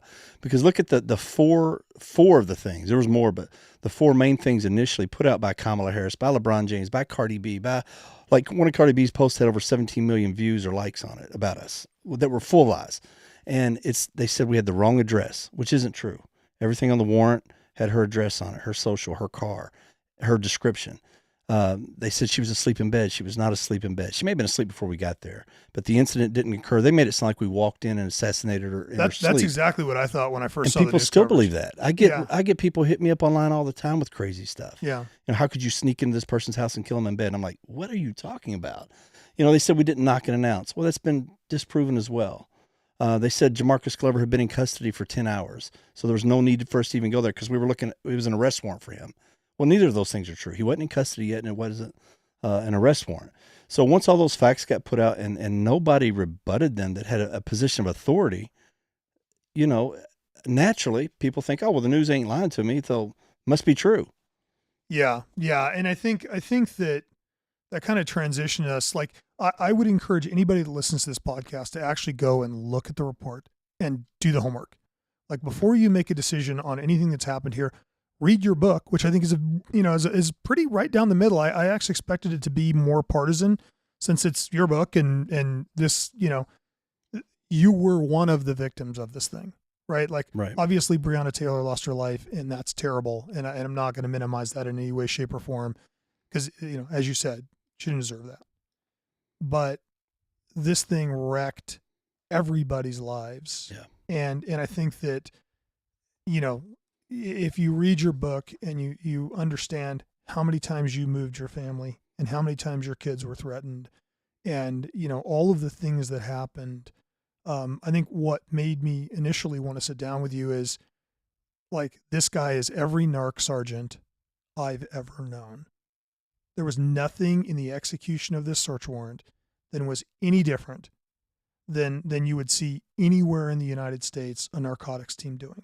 Right. Right. And so like the big thing that I want our listeners to take away is the lessons learned here, right? It is the kind of cautionary tale of this situation.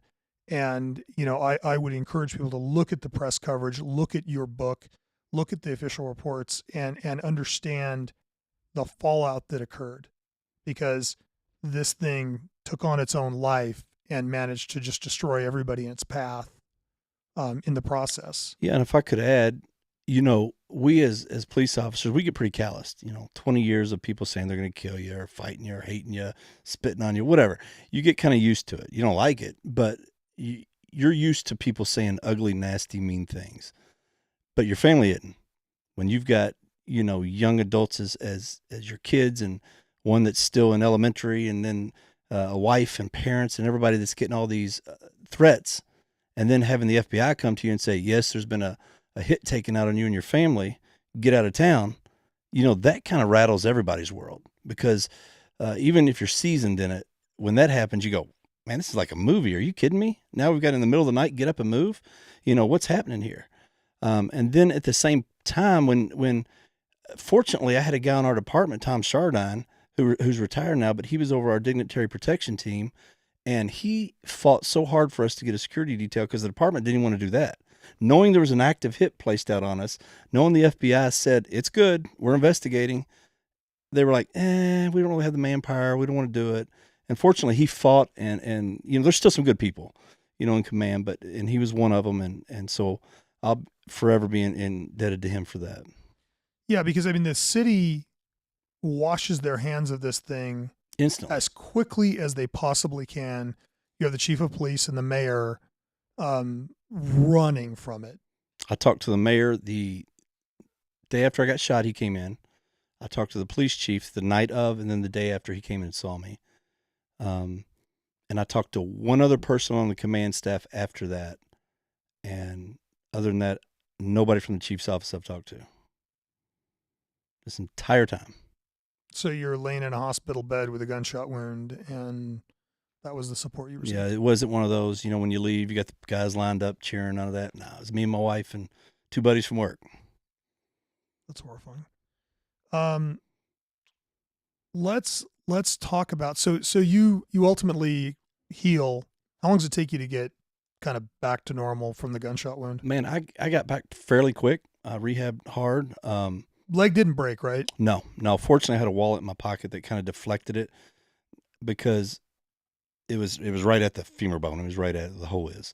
And the doctor said, that's good. It still hits your femoral artery, but if the bone had shattered and then hit it, it would have drawn up into your pelvis. And, there's nothing you could have done about it. Yeah, I just recently interviewed Jordan Robinson, who was shot in San Bernardino, and that was exactly what happened. His femur shattered. And I didn't realize your femur is constantly under tension, and it slammed it up. Yeah. Into, that pelvic everything. area. Yeah. So I guess I was fortunate in that area. Yes. Ballistic wallet paid off. Yes. So my leg's still numb, but overall things are pretty good. I healed fairly quickly, pushed it because I wanted to go back. I told my wife in the hospital, I'm going back. I'm going to do a warrant first thing I'm going to do when I get back. And it's like falling off a bike. I'm get back on it. Yeah. Unfortunately, with the circumstances, that was impossible. They didn't even want me to come back. So when I rehabbed and came back, and the day I came back, they were like, "Oh, you're transferred to the property room," and as a form of quote punishment, since they couldn't legally do anything to me. Well, and so you guys are all in legal jeopardy initially, right? Like right. The DA is the Attorney General's looking at it. Potentially, everybody's going to have charges filed against him. Right. Ultimately, it's only Brett Hankison that gets state charges filed, right? Correct. Which is reckless, wanton endangerment charges. Right. But the district attorney, doesn't file on either of you. Right. Yeah, the Attorney General didn't, and people were in an uproar over that because they don't understand the system. Yeah. You only file charges where there's probable cause, where a crime has been committed.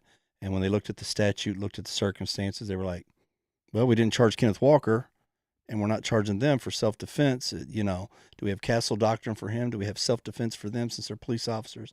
So people were mad about that, but, I am grateful for the Attorney General, who's a black man in Kentucky, who stood his ground. And, you had Beyonce writing him saying, oh, you got to do this or we're going to do something about it. You had 56 members of Congress and Senate writing saying we need to get locked up and all that. And he stood his ground. And, for a politician to do that, it's rare these days. Yeah, for sure. Well, none of the other politicians in town did. So, no, not at all. Bonus credit to the AG. So then at what point did you realize this thing is spiraling out of control? Yeah, so when it first happened, like I said, I asked my wife, and I was like, oh, crap, here a white cop shoots an unarmed black female. This ain't going to be good. Yeah. But then it was March 13th. And again, I forgot to say this, when we served the warrant, it was a Friday night, or Friday morning early, full moon, Friday 13th. And I'm like, oh, man, Here we go. Yeah, all the stars were aligned. So COVID, the shutdown for the nation was on the 13th of March. That's when the president came in and said, we're shutting a lot of things down. The state did as well. So I thought in the back of my mind, well, maybe we'll go without much press coverage on this because they're so consumed with this COVID thing. And that was the case for at least a month. Then Ahmaud Arbery got shot. Well, Ben Crump went down on the Ahmaud Arbery case. Well, when he did, the attorney for Breonna Taylor's family, a female there, had gone when she went through law school, had done her internship for him. And so she reached out to him and said, hey, our client's not getting any national attention. And this is her words. Our client's not getting any national attention. Can you do something for us? Well, he went, what circumstances? Told him, oh, ding, ding, ding, money. Sure, yeah. I can. No problem. So his big statement was, if you run for Ahmaud, run for Bree, because they were doing some 2-mile run or whatever it was in his remembrance. And so things started picking up then, because before that, it was her family and a few people, maybe 15, 20 people, a couple times a week making a fuss, but not a big deal. Then after Ahmaud happened and it started getting national news because of that, then you could feel the tension in the city start to pick up. Then it went from 20 people to 50 people to 100 people to 200 people. And as time went on, the crowd grew each day for this little protest.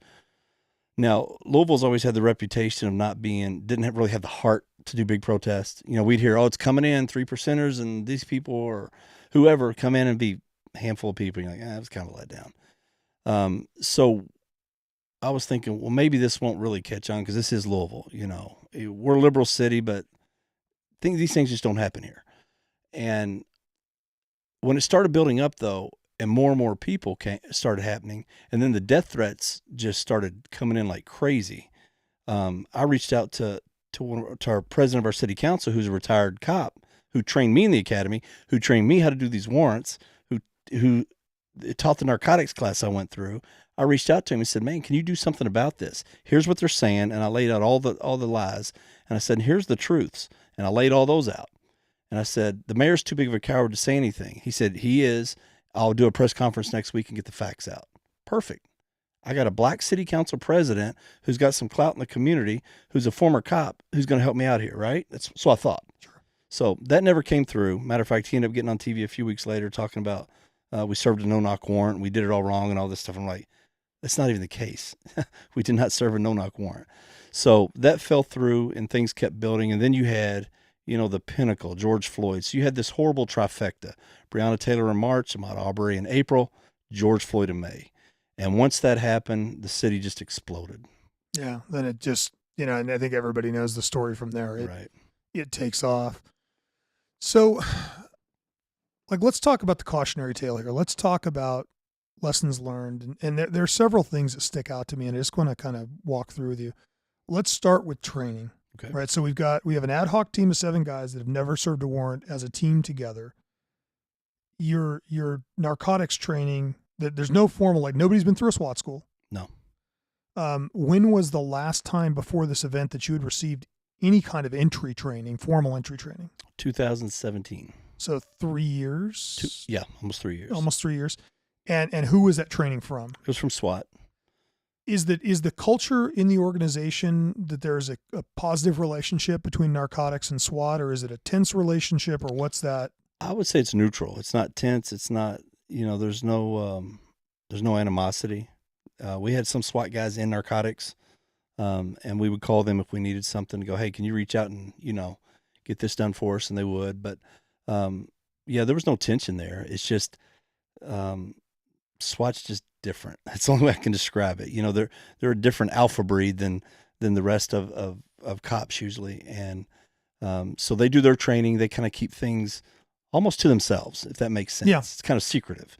And so if they had to train us, they probably didn't want to, but they did. But, and some of that falls on us. As leaders, we could have done our own training, and we didn't, because we figured, man, if we're doing 3 or 4 warrants a week, why do we need to train if we're doing live action training? Yeah, exactly. We're good. We're doing it all the time. Right. I've done 2,000. Nothing. I mean, I've been shot at, but nobody's died. Nobody's gotten hurt. Here we go.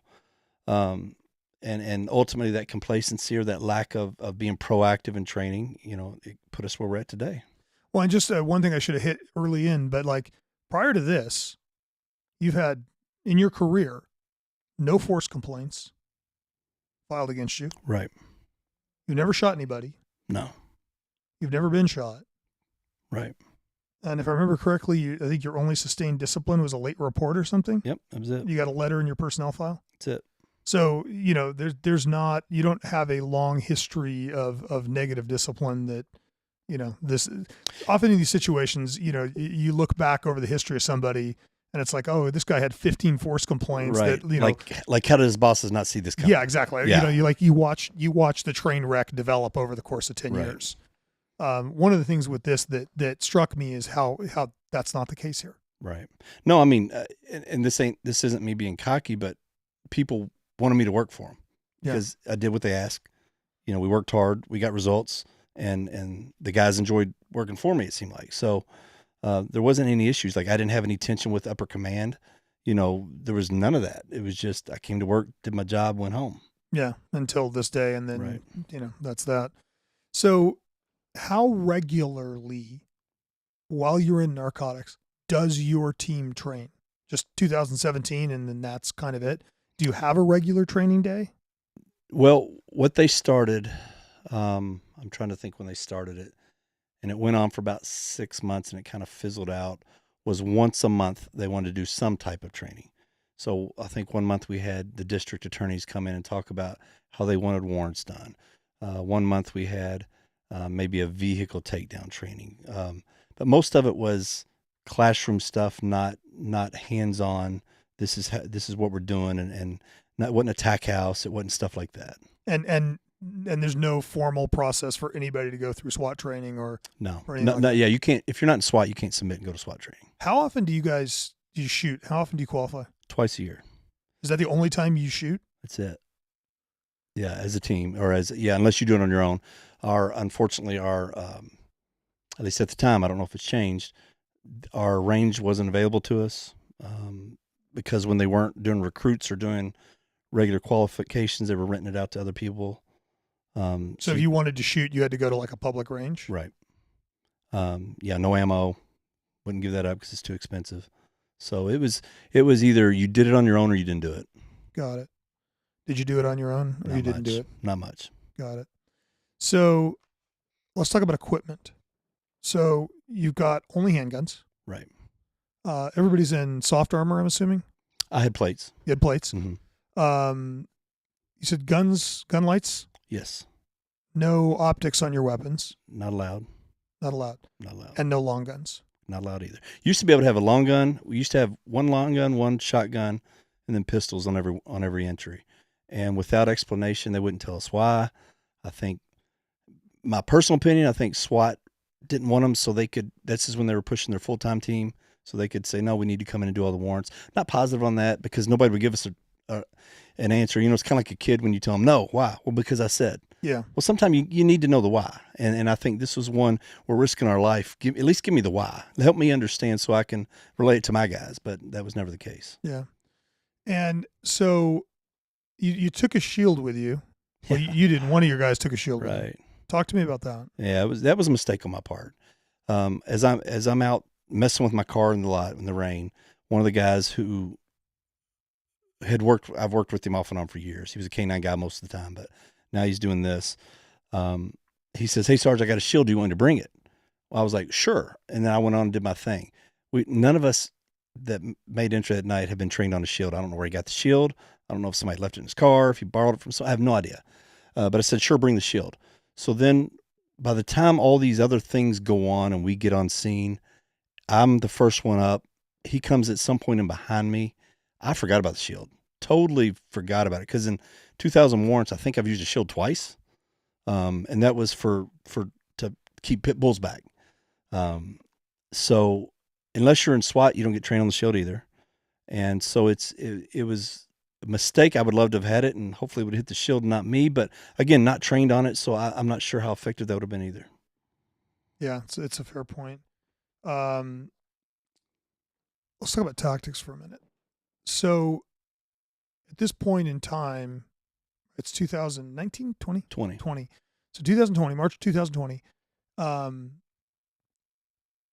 lot of teams have begun to move to a contain and call out approach for search warrants, right? At least on the coasts. Including ours. So your SWAT team had moved to that approach. Yeah, they implemented that. And did they use that on the other warrants that they served? I'm not sure. I think some people said they did. Yeah, I know they didn't go through the door. Yeah, the video looks like. I'm not sure if they banged the door or knocked the door and banged first. Sometimes they did that, I know, but I don't know if on that one in particular. I think when they pulled up, some people ran in And so they knew the police were there and they called them out. That's Got what I it. think happened. So the SWAT is using contain and call out, but narcotics is not at all. No, not at all. So everything you do is dynamic. Either dynamic or taking people off at other locations, walking them back. Yeah, taking vehicles down and Right. those kinds of things. Was there any discussion that you remember at that point about contain and call out? No, it was never even a suggestion to us. It was never, hey, SWAT's doing this. Maybe you ought to think about it. Or SWAT never came to us and said, hey. Now, I do know the retired SWAT commander reached out at one point after this event and said, man, I told the chief in 2019 or 18 or whatever it was somewhere close to that before he retired. He said, I told the chief that we had to have you all in, do training, get you all up to date on what we're doing. And he said, no, the budget and time don't allow for it. Yeah, penny smart, dollar dumb. Yeah.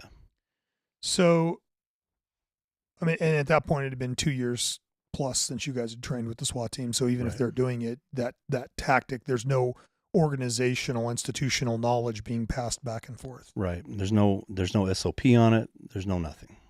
Is there a culture in the organization of debrief and paying attention to mistakes and lessons learned? SWAT's great at it. But the narc units, the impact units, no. So when you guys did a warrant, did you have, like you normally would do a warrant, was there, sit down kind of after action, hey, we shouldn't do this, we should think about doing this? No, or in the early days, I'm talking years ago, it was brought up, it was mentioned, or maybe they said we should or you need to, but it's never been a practice. If somebody royally screwed up on something, you talked about it, but like you said, there's always something. No op is perfect, and we should have been addressing those. And maybe if we'd been addressing those all along, we would have come to the point that we looked at each other and said, maybe we need to do this containment and call out because, we keep messing up here and there, and eventually it's going to catch up to us, and it did. Well, but in the 2000 that you did, prior to that, you hadn't had that many close calls, right? No, just one shooting that I was going through the door on. That was it. That was around that went past you, Right. past your head, if I remember correctly. Yeah. That's a pretty close call. Yeah, it was. Yeah, I got cut up from it, but But other than that, you have 2,000 repetitions of this working. yeah. The only issues we ever had were dogs that we had to put down. Other than that, humans usually complied, ran, did something. Yeah. We were just, fortunate. Now, let's talk about knock and announce. You're banging on the door. Do you have any kind of PA system? No. No loudspeakers, no, nothing that would wake up the neighborhood and make sure everybody's paying attention? No. And I think I talked to you about this earlier. Another mistake we made that we had just let fall by the wayside. I can't remember, honestly, the last time we did it. It used to be common practice that every time we served a warrant, because we were in plain clothes. Now, obviously, our vest said police big on them. We were probably more recognizable than a guy in a dark blue suit with one little badge. Sure. It said police. We had guns. You knew who we were. But we used to always have a marked car pull up out front. And as we were knocking, they would hit their lights and sirens. Minimum lights, every once in a while, toot their siren a couple of times, just to let the neighborhood know also that these bangs you're here, these yells you're here, don't worry, it's all right, it's the police. But to also inform the people inside. And we had let that slip, and I think it could have made a big difference here. Yeah, I mean, I think that as I read through the facts of this, obviously we'll never know what was in Kenneth Walker's mind, right? And unless we can somehow get access to whatever exchange happened between him and his family, we'll never know whether he believed it was the police before he fired. Right. His behavior to me does not look like a guy who was there to shoot it out with the police. Right. Usually if a guy's going to shoot out with the police, he stands at the door and there's a gunfight. He fires one round and runs away. Right. So in the back of my brain, there is always this kind of, maybe he legitimately thought it was her ex-boyfriend or something like that. Obviously, once he fires the round and gets fire back, he realizes he's engaged the police. At a minimum, at that point, he knows.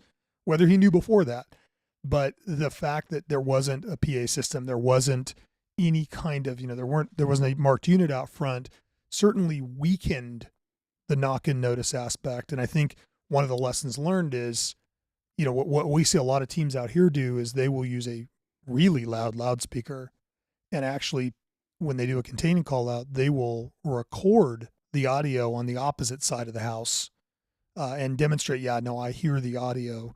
And again, any one of these things may not have changed the situation. Right. The question is, if you're looking at this going forward, how many of these things can you do? Yeah. To just decrease likelihood. Or at the very least, that way, if it gets out in a negative way, all the lies, you can go, no, man, here's like you said, here's a recording of them saying police. We didn't have any of that. Yeah, and in this case, there was the guy upstairs knew the police were there and said that he heard the knock and notice. Right. There's one other that, like, I think if I remember correctly, one other that said they did and then kind of recounted that as time went on. Right. So the guy downstairs, I think his last name was Nagby or Netherby, something like that. The one that when Hankinson shot it went through Breonna Taylor's apartment and into the apartment where this other couple lived. And what he told the first investigator on scene that took statements was, I heard you all knocking at the door and yelling. I thought you were there for me. As I was coming to the door, that's when the shots started ringing out, and that's when it came through my wall, and we just dove on the ground.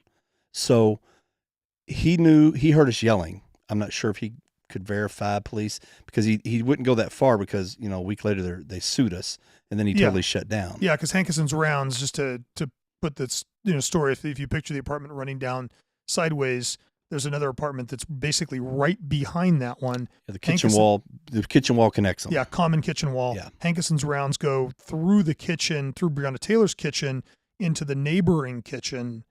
And through their sliding glass door. Yeah, so if you look at the pictures online, you'll see the shattered sliding glass door. You'll see, pictures of rounds in clocks and, right. chairs and all kinds of stuff. Right. So yeah, you can see where he would not necessarily be all that friendly after taking rounds in his apartment.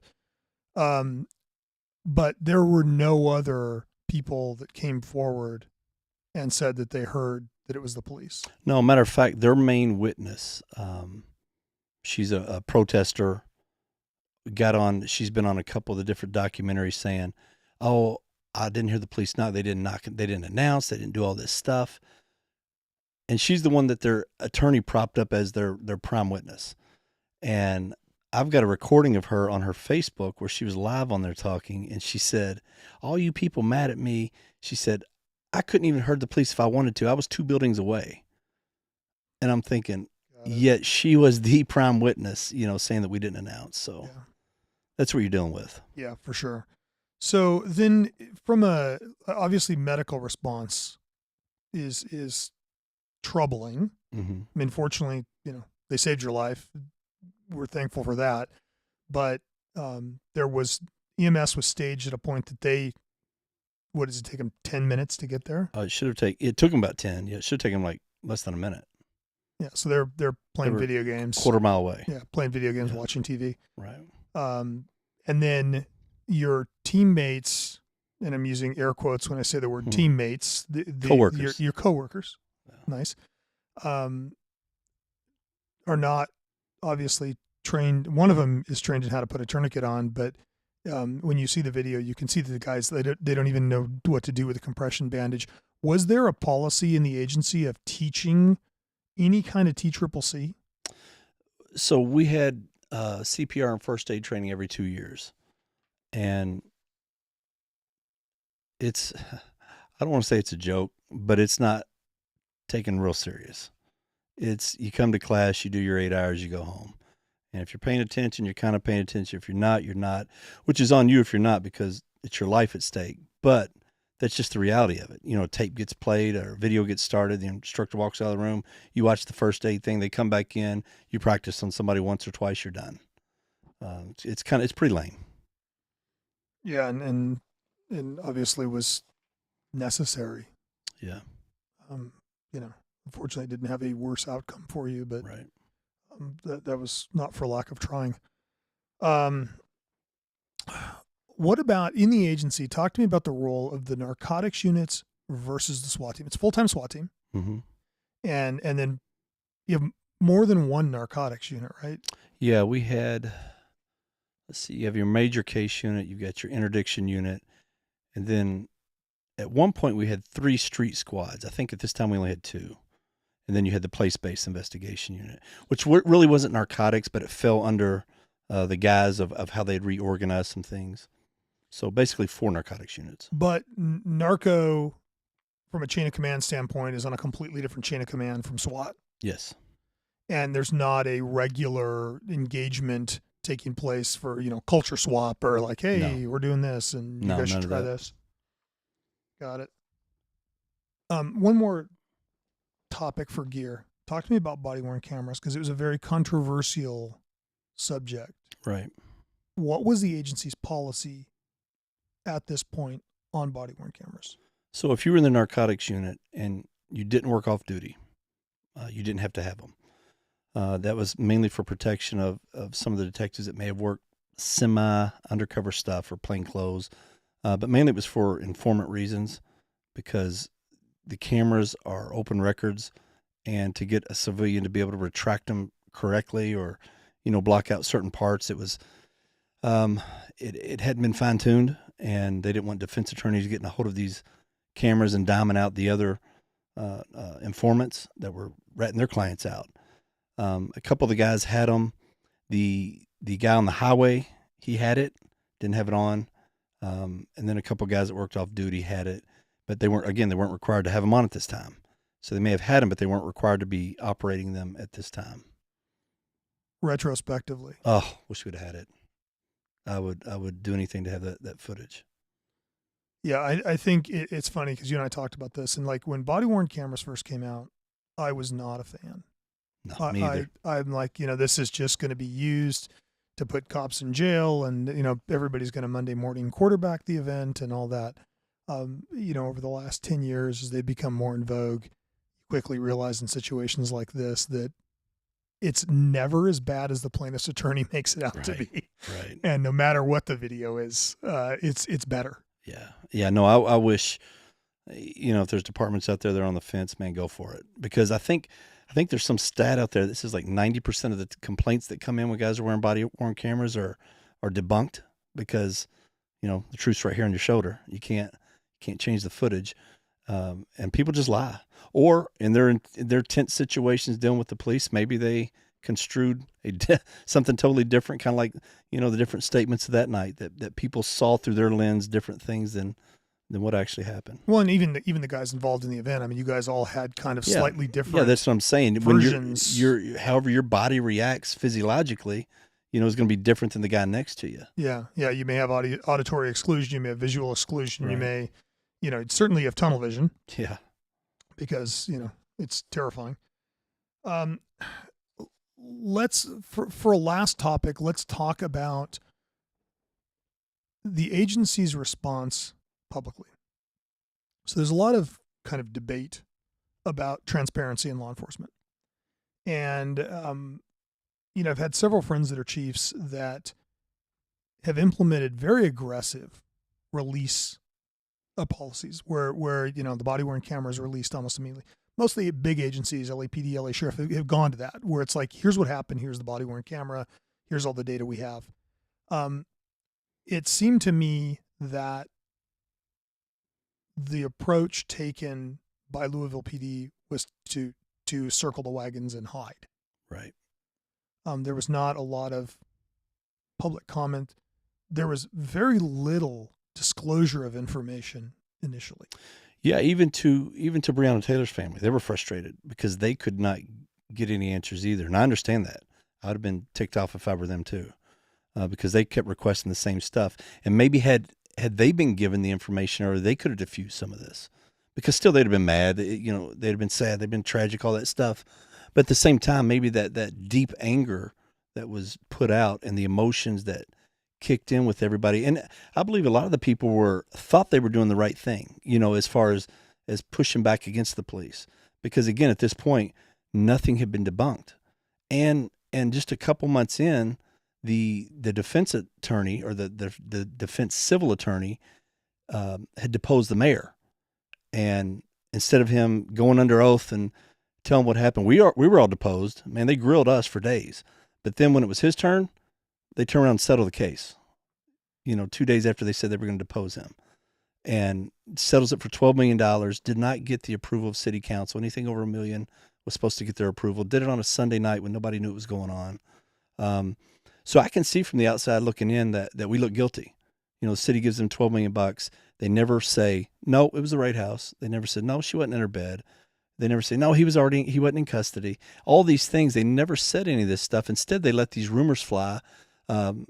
Things were leaked from inside the department on one of the guys from a sexual abuse complaint from 12 years earlier that was found, he was cleared on, and it was supposed to have been destroyed those records after 2 or 3 years, and somebody leaked it to the press.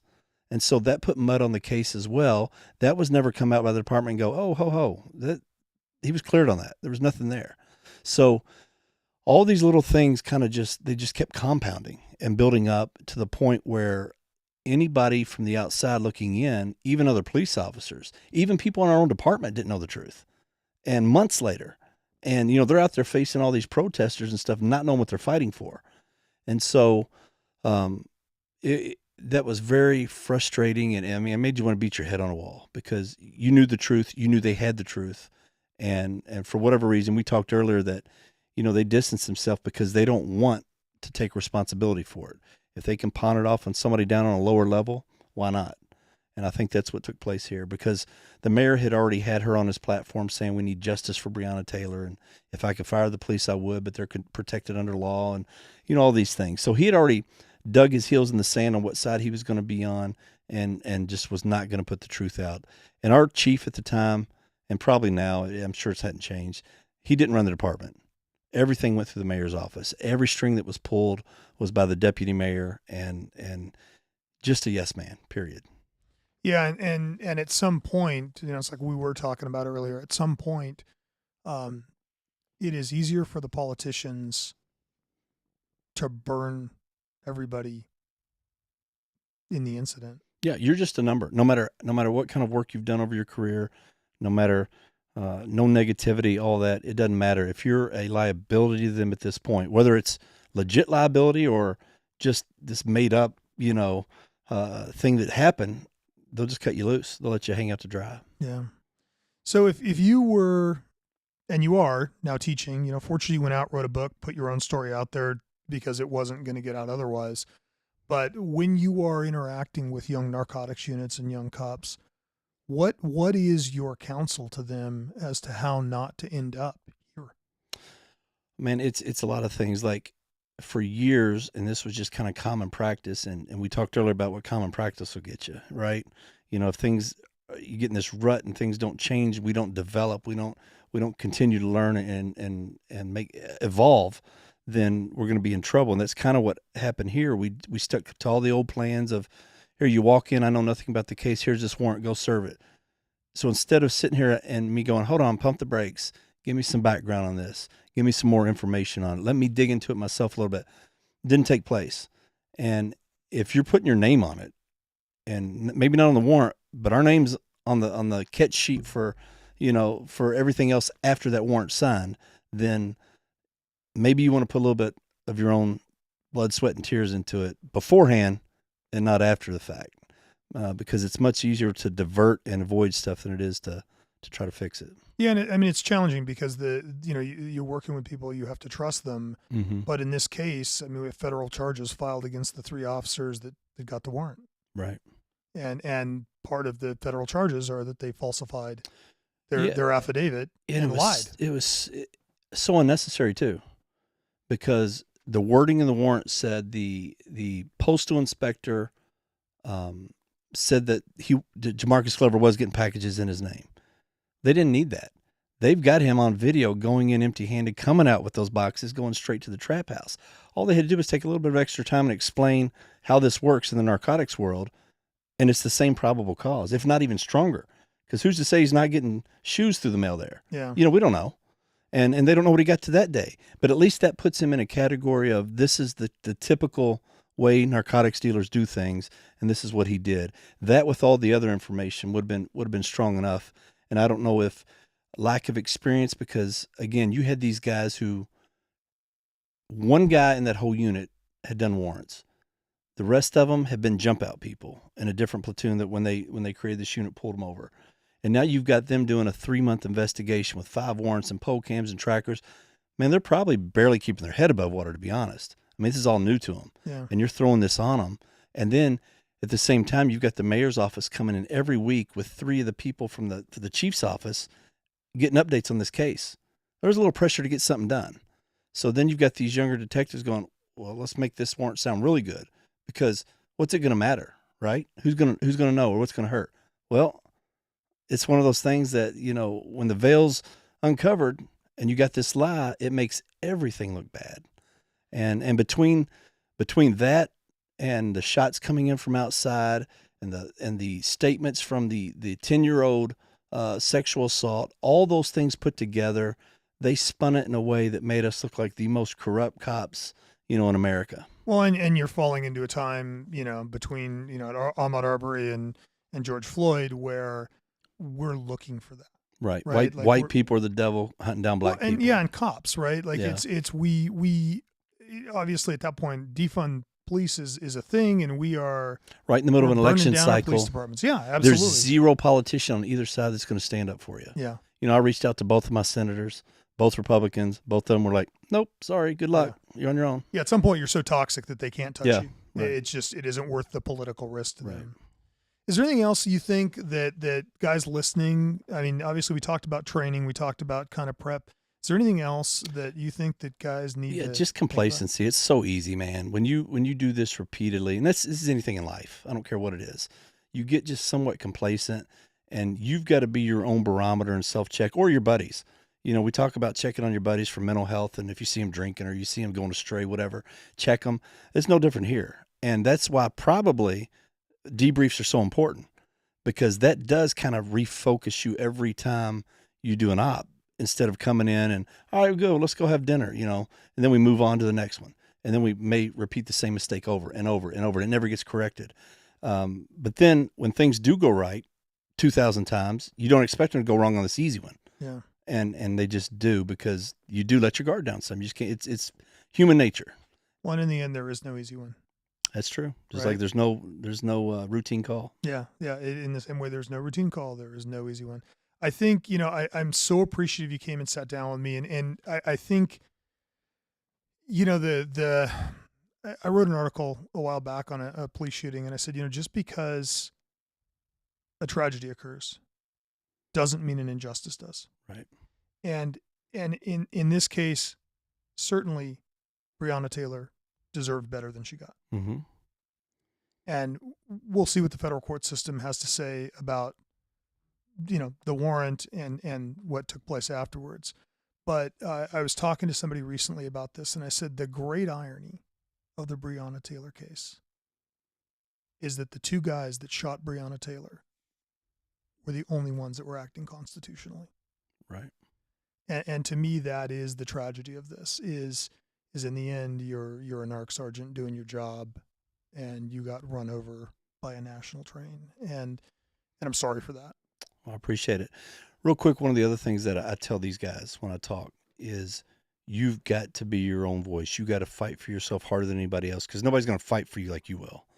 Because so many times here on the street, what are we willing to do? You hear the gunfire, you run toward it. You're willing to fight people for your partner. You're willing to take a bullet for a stranger.